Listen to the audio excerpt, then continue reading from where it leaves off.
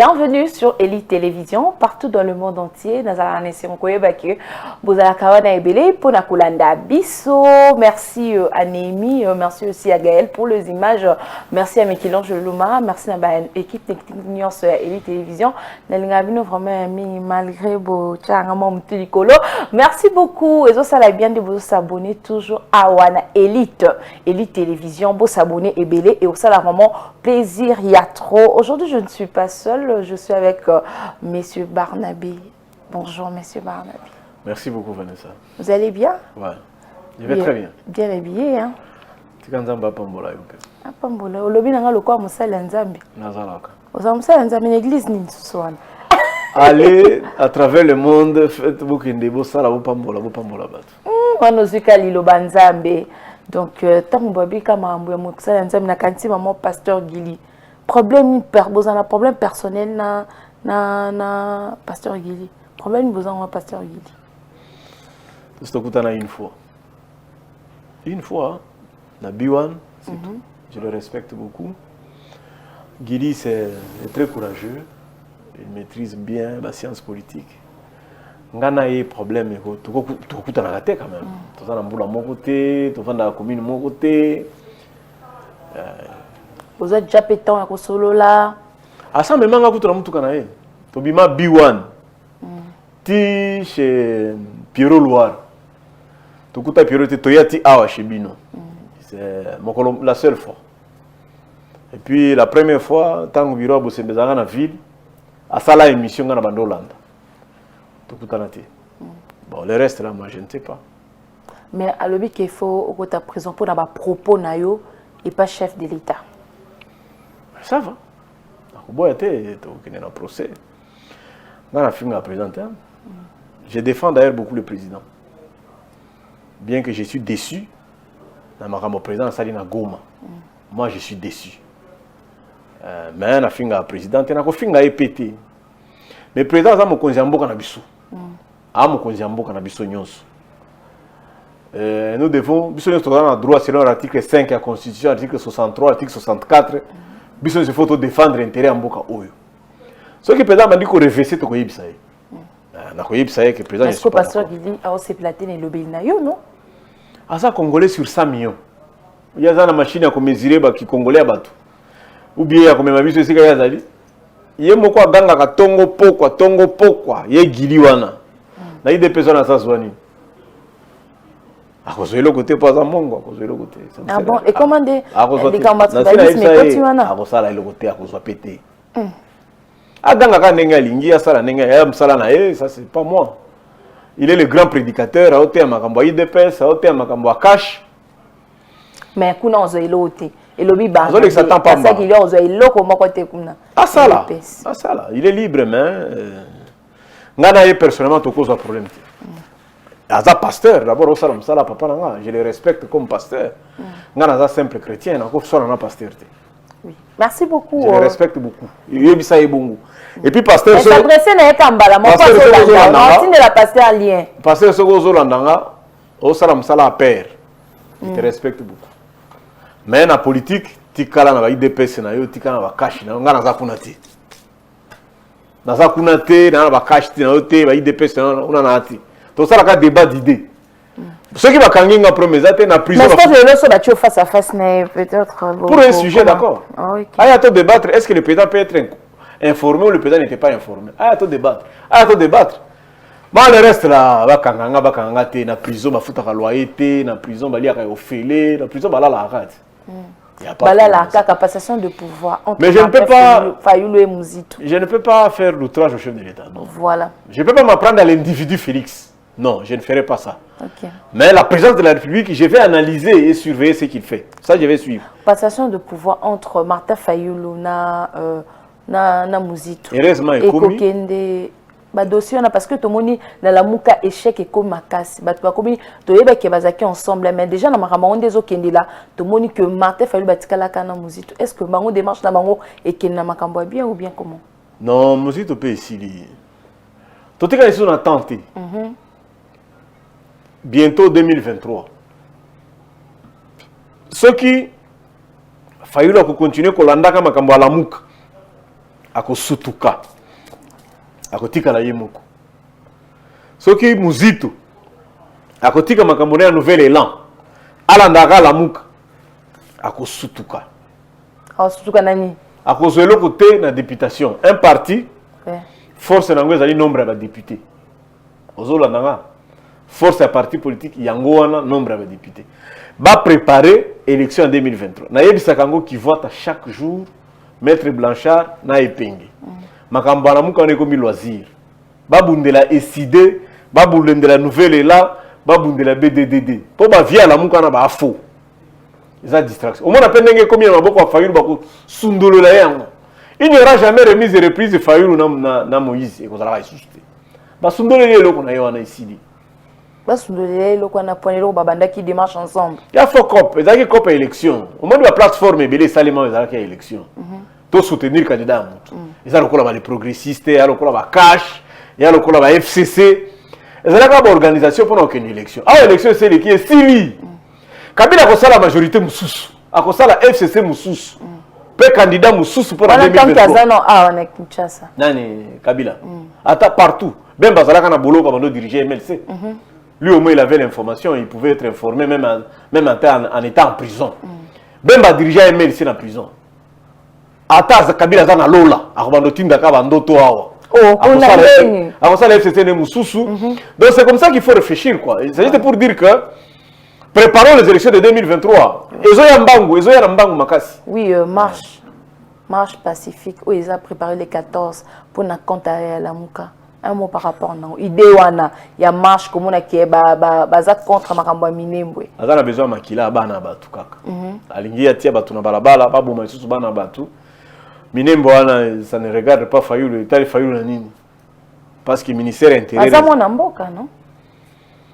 A s'occuper na biloko na ye na bilanga na ye na ba hôtel na ye a préparer sidé na ye makamba minembo italinga bomisa bana batu pamba. Le gouverneur ne va pas autoriser marche wana bakobeta bana batu masasi ya pamba lokola ba misana kaka komela ka makila bana batu. Ça n'a aucun impact biloko wana za kolobela. Il y a pas que seulement minembo uza territoire ba organiser ba territoire ebele aba ba commune ebele aba.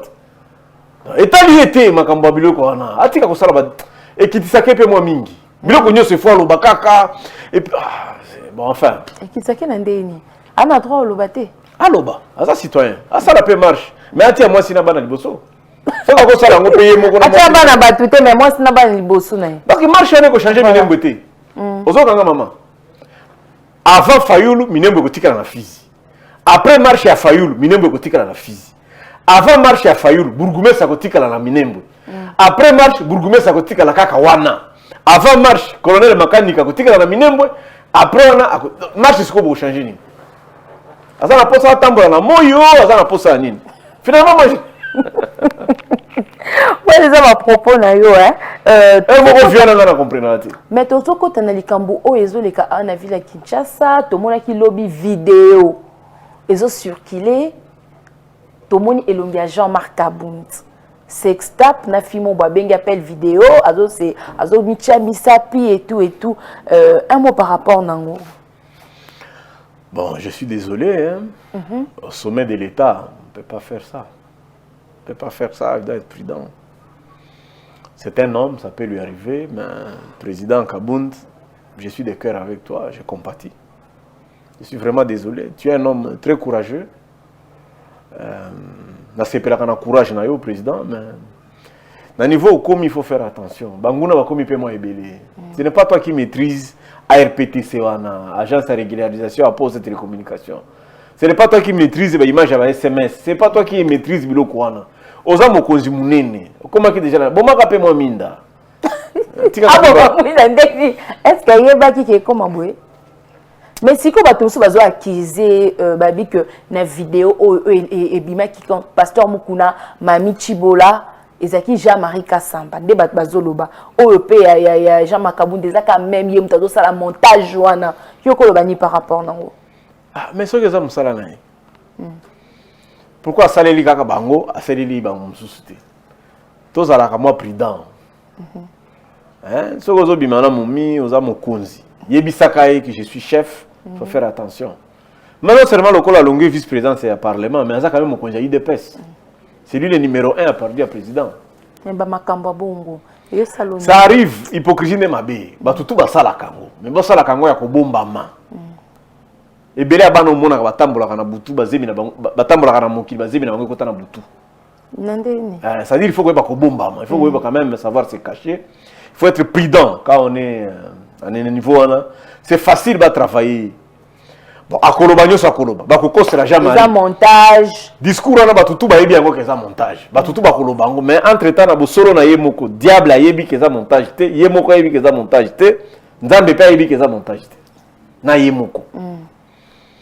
C'est regrettable, mais je suis désolé, président, sois quand même fort et courageux. Bon, école kanango. Ça l'appelle le mais ça reste une tâche dans son CV, ça reste quand même une tâche. Bon, ouais. Et puis, bon, s'il a des ambitions, si Tshisekedi ne se présentait pas en 2023, les dauphins naturels à IDPS, c'est lui, Kaboun, président de la République. C'est quoi comme président de la République, il a biloko à Bongo, Monique Obib, ça CV. Abou Mamouinda. Je ne sais pas qu'est-ce qu'il doit faire. Est-ce qu'il doit s'excuser? Est-ce qu'il doit faire quoi? Mais, ça sera quand même prudent. Bon, quand même, il y a l'Angola qui bilambati. C'est chance n'est Angola. Parce qu'on ne peut pas quand même voir la nullité d'un chef. Déjà à ce niveau-là, c'est déjà très grave. C'est déjà très grave à ce niveau. Mais le Kola Yemoko Mutakala ne monana quitté à Okiko Wangana. D'accord. Mais il doit faire attention et se répéter. Il ne faut pas que ça arrive pour la seconde fois. Oui. Ce n'est pas bien. Mais et là, on n'y a déploré pas chef de l'État par rapport à dossier Minembwe. Moi, je suis déçu de la manière dont le chef de l'État a géré les dossiers Minembwe. Voilà. Toutes mes excuses, vraiment. Président de la République, Makambo Sénat a télémis à Kango. Mais Sénat est quota. Président a télémis à Makambo Ronsard. Et Zalaka, Nazala quitté, Basala Kiboy. Nazala quitté, Basali Makambo Marche, Naba Ronsard. Nazala quitté. Non, le président n'est jamais absent. Le président Zalaka Kaka. On doit informer le président. Le président ne peut pas faire ça. Tant que le dossier gouvernement Ilunga Ilukambe Koti. Un mois à Pamba, directeur de cabinet et chef de l'État, Vital Kamer, il avait déjà presque 8 mois et 9 mois de fonction. Bakenda Kida Rubera na Minembwe, bapesa ki $500,000. Assistance humanitaire. Personne ne peut pas dire qu'il ne connaît pas les dossiers. Maman, chef d'état-major de mon conjoint va soda. Mali, ba soda de balongoli président. Mali. Moutouali Bosso, président, il faut aller la chef d'état-major. Moutouali président Bengaka tout le temps. Et ça dit chef d'état-major. Il ne peut pas dire qu'il a évité que le chef d'état-major ne se déplace. Ministre de la Défense. Si quoi, Sambu si Roubero a mokili mobimba que Roubero a kosi. Qui a kendaki kuna sans ordre de mission. Bitakwira lobby à la qui sa ordre de mission. Mouindo Zang a bengi Roubero dans le Parlement. Si quoi Roubero a sali dans 2 ordres de mission. Ordre de mission mi balé. Moko a kendaki pona ba investiture ya ba la Banque mondiale, la Banque mondiale na Bukavu, pour basala ba balabala. Ordre de mission mi balé pacification na kati ya ministre la délégation ministre de la Défense. Si quoi ah comme nango mi balé président pour le bani. Président Zolo Babongo liboso na chef d'état-major, ministre de la Défense. Bato so baza liboso na éviter. Un président ne peut pas faire un aveu de faiblesse comme ça. Mais peut-être pas yeba qui pété, non? Kabila abando vandanier. Batang Sakana école, apprendre, savoir écouter. Mais ce qui est difficile, c'est de savoir se taire. Le président n'était pas obligé. Il y a qu'à commenter Makambo Minembwe s'il n'était pas informé. Il ne peut pas s'excuser devant les gens, faire le mea culpa. Parce que Banyamoulenga on a pas ça congolais. Yemoko alobaki yango d'abord na Londres. Yemoko alobaki yango na Londres. Na mboka oyo il y a la loi 04/024 du 12 novembre 2004 et définir nationalité congolaise. Aux ala individuellement, aux ala groupe ethnique, aux ala boye, si tu es au Congo avant l'indépendance, même les jours de l'indépendance, aux ala congolais. Mais là, tant que le président a livré catégorie à battre, a sacrifié bango, ça pose problème. Ce sont des vulnérables. Minembwe on est un daka abasi, na ba maman, ba veuve, na ba nani. Vous ne pouvez pas les sacrifier comme ça. Ceux qui ambassadeurs en mer, 7 ambassadeurs, représentants des Nations Unies, ministre de la Défense, parce que Mikolo, ils ont déjà brûlé plus de 700 villages. Balingi va pacifier et l'eau. Tu ne peux pas dire que tu n'étais pas au courant. Donc, Bombolo Manit, c'est mon condamné à Kamboka. ateki mboka te mais asali faiblesse ya makasi eza malamu te mokonzi ayebaka kaka parce que na management balobaka boye soki oza manager c'est-à-dire yo oza kokamba ezali kodécider même s'il n'était pas au courant il pouvait seulement dire je décide de mettre en place une commission pour Minembwe. Il ne peut pas se justifier. Quand ça s'est fait, je n'étais pas au pays, je n'étais pas là. Yangwana na lobi na vendisi yangwana. Bon, après à Télémissi nini. Installation à bourgmestre ndé, cérémonie ndé à Télémissi. Ou bien à Télémissi ba décret na ba. On il faut que le conseil d'état ait sa société. Si le président n'est pas d'accord, il faut qu'il y ait un conseil d'état. Il y a ma campagne italienne quand même. Parce que ndé yangwana. Et puis bourgmestre on a monté installé un ministre provincial. Il y a intérieur à Sud Kivu. À la demande du gouverneur. Parce que commandant secteur, bah soldat, ne balobaki, tous la difficulté à traiter na mouton, il n'est pas encore installé. Ne pas installé. C'est à 200 km d'Ouvira. Donc, yo soki oboti, mouton bota mina Minembwe. Ozala mubembe, ozala mureka. Pour bien moment na kaba nyamlengi. Aujourd'hui, pour que nous enregistrer moi attendre à 200 km. Au bout d'ici carte d'électeur, il faut que de 300 km. Administration du territoire, ce qui va faire créer ma commune, ma ville, c'est pour réduire pour ma vote, c'est ça ma vote maman, pour que bato batambola kate, bobimi minembo boke ko voter na mwenga boke ko voter non. Ne pas rapprocher kaka bato, ça n'a rien à voir avec le banyamulenge. Tika na ifso eloko moko. Na mokili banyamulenge bazala kaka 35 000. Bazala ke belete. Le recensement de banyamulenge à travers le monde. Mais babi ba congolais ba obanga banyamulenge. Bozo exagérer ka pamba. Na Kenya ba Masai bazalaka. Oui. Na Tanzanie ba Masai bazali. Nako banyamlengo bazala kola ba tout cité. Banyamlengo ba Masai, ba lokola ba. Kenya zoko tambongo ebele po bato bakenda ko visiter ba ngombe ba Masai, ko kende ko visiter sika ba Masai ba vana. Biso awa. Ah, vraiment. Na ngi kamena féliciter Bosembe. Seul Bosembe a fait une bonne critique. Comme journaliste intellectuel. Avec MAP, il a précisé ba détails nyos Bosembe. Et il répondait à Mbanda, qui parlait de l'occupation. Félicitations, Bossem. Il y a un autre grand journaliste, c'est un ami. Abandonne chaque jour. Oh, mon amour, Koufi na Beni. Oh, mon image à mon Nazaki peut mener Bembema. Voilà. Oh, bien, Nazoluka. Ti, azui moi na wana. Na plateau na ya lobby, na kozoli sous moi na wana te pour azar rwandais. Azar congolais te moi na wana, azar rwandais.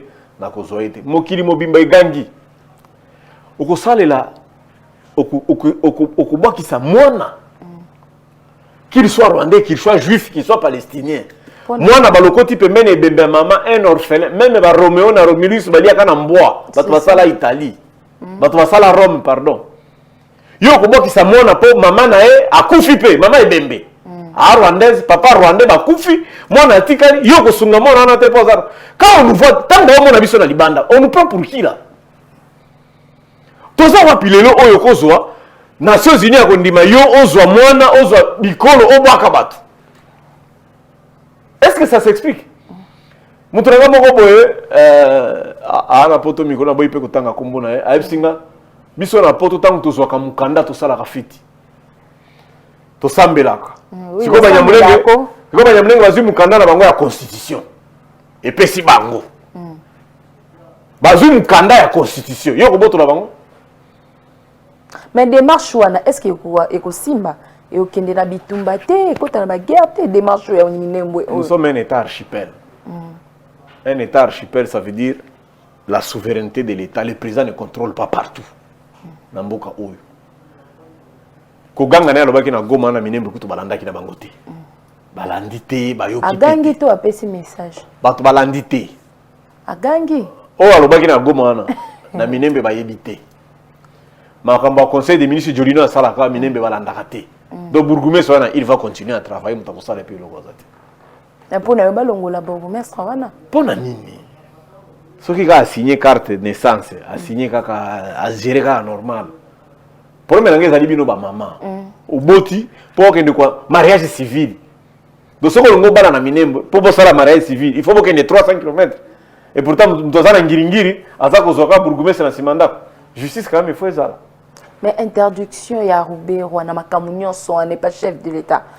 Par rapport il ne l'a pas interdit, c'est faux. Président Lobi Kaka, conseil des ministres Lobi, il a été dit, bah, tu vas spéculer, bah, tu vas ça, va commenter, rebeller, pour ma campagne. Point à la ligne. Le président va régler ça. Il y a d'ailleurs une délégation qui a donc il n'y a rien. Et puis je te dis, Roubert n'est pas fautif. Si Roubert était fautif, il serait déjà aux arrêts. Au moins, l'aéroport en Djidia, il faut que tu bango, maman, Vanessa. Au cas où l'aéroport, tu as un billet avion. Ce que une carte d'électeur, ce que une GoPass, au Kolékaté, ce que un test à Covid, au Kolékaté. Ce que un membre du gouvernement, il faut un ordre de mission dûment signé par le Premier ministre. Mais on peut poser à Rwandais, attends, on a Rwandais ça. On change là. Oh, quand c'est tout net. Non, ce qui n'a pas Rwandais. Non, on a la machine à comme kabatoire. Non, non, non, thermomètre. On va défendre ma casse, on a tué un mot. Non, on va défendre comme Mboka. Tout ça la Sony. La RDC nous faisons la honte. On ne nous prend pas au sérieux comme ça à l'extérieur. C'est une honte. Au moins, il y a Sony. Ça ne peut pas être traité comme ça. Oh, Assemblée provinciale, il y a avis de conformité. D'accord, Mouzito. Mouzito a traité les dossiers. Matata a traité. Voilà. Mouyej Manguez Mans, c'était lui le ministre de l'Intérieur à l'époque, qui a traité. Tchibala. Oh. Au défendre Fano Roubewa. Est-ce que ça Sony cause la Rwandais? Vous pensez que c'est vraiment une honte d'être Rwandais? Non. Alors, faut pas, ce n'est pas une honte d'être Rwandais. Et je vous dis, au Rwanda, le Rwanda est composé de 85% de Bantous. Pour bien le Rwanda égale les Tutsis. Les Tutsis, c'est seulement 10% de la population. 10%. 85% de Rwandais, c'est Bahutu. Bantou, le Kola Ngana yo. Donc si tu es au Rwanda, tu as bazolo le Kola yo. Bazolo le Kola yo, bazolo le Kola ngate. Mais ça n'a pas Bantou, non? Toi, tu n'es pas Bantou. Moi, je suis Bantou. Alors, je te dis que Batuloko là, on est Batondi na Rwanda. Batuloko là, on a Bamuke. Batuloko là, on est Batondi na Rwanda. Yo, c'est ce que le Canada. L'identité n'a rien, on est venu na pas. Ce que le Canada na Rwanda, Batuloko là, ah, c'est un ami sur yo. Mais nga kutu Batuloko comme tuna, peut-être au Kenya, peut-être au Zambie. Ah bon? Nandeni. Nous sommes de la même. Tu sais pas Batumoko. Et donc là, Bakasayen na Bangolais, Banengemoko, Bachabien, na Bazambien, c'est la même chose. Parce que Angola, na RDC, ils ont la limite à 2000 km. Et ils ont bandunduna kasa inyos. Il y a un temps que babunda ka kamena sa temps babunda ba réfugié ba kendaka maniema te. Ceux qui va kasaye baza menacé ba kendaka na Angola pe ils pas na bango. Mais un discours il y a chef de l'État na Goma kuna. Et quoi aboutir nani? Hein? Et l'autre. Et l'autre point. Il n'y aura rien. Il n'a pas l'argent pour faire ça, mbongo izate. Le chef de l'État n'a pas l'argent. Il n'y a pas l'argent na mbongo izate. Il ne fera rien. À Foutika, le journaliste, c'est 5 000. $800, $100, Siliki, il n'a rien. Le président n'a rien aussi. Après ça, $5 000, $100, $100. Il y a 50 journalistes, il y a 5 000. Il y a $100, Siliki. Pour maman Olive, il y a 3 jours, le président a 5 000. Maman Olive, il y a mon Kolomoka, il y a 50 000. Le journaliste, il y a 67. Il y a 50 000. Il y a fini président. Il y a moins d'appel par maman. Il y a 500. Naliputa. Ici, bake koteka molimo, ba journaliste bateki molimo. Oh, bateki bango moko. Ba sali première dame invité d'honneur à vie. Donc ba journaliste ba mi teki, ba teki mo. Ba tie première dame Olive Lembe Bongo. Maman Denise. Ba sali membre d'honneur à vie. Ba journaliste. Ba tamboli na bis na yeka ba zaki na bis. Ngala bando banga kutu ba nyata mine. Poso ki ba nyata kamine ba ko famo. Les journalistes à RDC, ils tamboli na bus, ils balali na hôtel ya Zoé. Na finga kaka. Mais balali kuna. Na hôtel ya Zoé. Quand on a dit que les journalistes moko tout ça les débats, ils sont anniversaire les avec journal, na pesi champagne, ngana ici ya hôtel ya Zoé. On met du champagne ya Zoé. Mais c'est quoi ça ni? Et c'est quoi vendre ka? Mais fallait pas vendre kuna. Bon, vendre qui va estar équipé congrès, va reconduire peu beau frère. Donc c'est ça. Démarche wana. Par rapport à biso tobika elote. Nino pona. Ya chef de l'État na Goma et qui ta guerre na est. Non. Est ezwaki. Ari azonga. Ari on vendre na Goma. Ndeko moni ndezo kendela. Da bandi première démarche na. Et quoi aboutir na il est de bonne foi. Voilà. Le président est de bonne foi. Même bon, on est attending au lobby. Azana mbongo te, à okokapete, azana mbongo te. Il n'a pas l'argent pour faire ça. Même quand installer la commune, rentrée scolaire, gratuité bandit, il faut pas nous foutre les sous. Mais peut professeur peut bazoler là. Président la kenna ba fouti bangote. Miracle na ye yango wana, gratuité. Ils ont dit sous à foutre. Po biso le loawa na tongo wa bana basali bango boy. Soko fouti moitié minerval au kota te, au pesi mbongo a fourniture au kota te, mbongo a uniforme au kota te, mbongo a masque au kota. Le loawa kaka le lo na tongo to sali boy biso baboti. A catholique pe ba lobi soko za catholique te au kotangisa kuna te. Voilà. Bon, président sili sango siko. Ah beta ki moi 2 mois ya Covid. Pato beta ki tolo gratuité de l'enseignement. Tout monde en siko.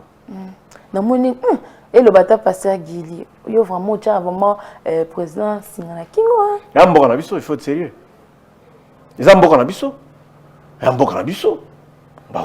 Mais pour na yo bana ba futa na ba onka ba minerval normal net banda futa liboso ne ba parole banda ko bunda bunda que bana ba futa minerval ezonga nango bongo que Vanessa otuna mutuna biozo prophétiser. Oh. Et ko sala bongo. Na prophétiser te, na prophétesse te. Toko futa. Baboti bobongama toko futa. To bundaka comme d'hab. Évoluer te, coopérater. Copie à gratuité est ratée. Le président n'est pas en mesure, il n'aura pas l'argent. Ministre Maya Lobby, 80% de recettes. Ils ont qu'un salaire à battre. On a 20% négocié. Il n'y aura plus rien. C'est ce que tu dois faire maintenant. Alou Kambongo Asseni, tout ça, le renouvellement affiché électoral, tout le monde préparer l'élection en 2023. Point à la ligne. Il ne fera plus rien. Est-ce que l'élection va même aussi? Il faut les ala. Il faut élection les ala. C'est que d'organiser les élections dans les délais constitutionnels. Plus jamais encore que ça même pas 2 heures. Il faut le Kambongo à préparer. On l'a beaucoup observé. Tu ne peux pas être comme ça. C'est notre pays, maman. Je m'en fous. Mais surtout, tu fais tout dans la poto, non? Mais surtout, tu fais tout dans la poto, tu fais tout dans la bibembe, tu fais tout dans la balabala. Tu vends des limboka. Oh, ça, c'est notre pays. Nous n'avons que ça comme pays. Et moi, ce n'est pas le pays des ancêtres. Ça, c'est le pays des enfants. On ne peut pas laisser ce pays des enfants dans ma boca à condition. Bah, ouais, bah, ça va belge. Tant que on va vendre dans le congrès, bah, ça va belge. Groupe parlementaire à IDP, ça a été dirigé de 2011 à 2017 par un belge. Mais nous sommes des 100% congolais. Toi, on a deux nationalités. Donc, mboka oyo, toko surveiller ango. Pour na banana biso, pas pour na bakoko na biso. Mais pourquoi peut se président de la République chance de la gratuité et Simba? Il n'a pas mobilisé les recettes. Qu'est-ce que le président a fait pour avoir l'argent? Ah, maman, au moins, il y a une volonté. Il y a le là, au lali na butu, bana monsieur, classe ko bandalobi, ngana ngena tanga na les figuiers. Musa lobi ngana ko tanga na les cartésiens. Musa lobi ngana ko tanga na les centeniers. Yo lobi bola la kaka lobi bo kende. Siko bola mungi na tongo ofutite kaye ezate bana bakota kuna nini. On ne rêve pas debout. Je suis désolé, il s'agit, maman, il s'agit de la gouvernance de la République. Et tali makambo gestion en boka. Ceux qui ne blaguer dans sommet bongo, non, non, non, non, ce n'est pas comme ça. Ça ne peut pas se passer comme ça. Je suis vraiment désolé. Les collaborateurs du président, s'il ne faut pas bien leur travail, à renouveler la classe Moussous. Monsieur le président, si tu continues dans cette allure, tu n'auras même pas 3 voix. Et oui, que comparaison, Salima Kassi, Maman Olive a payé ça 50. Ça 50 000. Histoire vraie. Pour les journalistes. Tu peux opérer, tu as mis tout miné, ni kuna, tu as mbanga et pasuka, tu as goma, tu as dit que tu as Uganda. Tu as se faire soigner pour Maman Olive. Maman Olive vraiment, Ali Mbisanga. Ali Mbisonani. Au moins même l'élection en 2018, il fallait bâtir Maman Olive. Mais le président Kabila yoka kingate. Na sala émission na Africa TV. Na yebisa président Kabila. Dauphin Maman Olive. Maman Olive bongisa pe kaka ba papier. Bongisa kaka pe beta moi rapide. Bongisa pe na 2023 zalaka yo moko. Bato on voter Maman Olive na ndenga grave. Moi Maman Olive on. Mais na évité quoi moi si à mon tour bon sénateur a vite évité ce qu'a autorisé il faut autorisation mobile na. Mais Maman Olive ce qu'a dit ba ya ko gagner. Elle est vraie, elle est sincère, elle est correcte. Oui, elle est correcte, elle est vraie Nani. Dans ses œuvres. Oui, dans ses œuvres, c'est ce que nous tous nous connaissons. Maman Olive appelle ça ndunda. Maman Olive appelle ça tomate. Ko kabeza kama kambo ibelete, zaka ndunda pamba. Na pondu. Si mara yembela nzembo ka pona pondu. Après ça, ah, ok, qu'on a soigné, bana, fouti. Et ça, rentrée scolaire, à journaliste quand même. Ayambi 67, à libérer, bah, moi, ça 50 000. Bah, je vais dire, bana, tu vas être uniforme ainsi. Bon, bah, qu'il y a Oh, bah, quel monde va plaire. Non, même si on a retour, on va combien de la révider. Oh, Yasolo. Merci beaucoup, Tokom Nasuka. Mot de la fin, Nayo. Nabaïna Swazine Bako Holandayo. Na numéro de contact, Nayo. Nabaïna Swazine Bako contacter. 081 51 44 311. 081 51 44 311. Monsieur Barnabé Milinga Nyuimana Isope. On a le bon solo bâti. Nzamba pambola président na biso, nzamba pambola gouvernement, nzamba pambola institution, nzamba pambola Vanessa, apambola pe Bosembe na sepelaki na tribune Bosembe salaki sur Minembre. Voilà être mon objectif. OK. Merci beaucoup monsieur Barnabé. Merci beaucoup Vanessa. OK, merci beaucoup Tokom Nasuka. Il y a émission na biso, bozaki vraiment ébélé, beaucoup commenter quand vous commenter, kabo liker ébélé, pe bo s'abonner. Vous s'abonner sur Ebele Awa na Elite Télévision pour nous voir toujours ma news ou les kaka Awa na Kinshasa partout parce que tous awa na kapona topé cette nouvelle information. Merci beaucoup à Némi, merci aussi à Gaël pour les images, merci à Michel-Ange Louma, merci à Assise pour l'assistance nayo. D'ici là, portez-vous bien. À bientôt. Bye bye.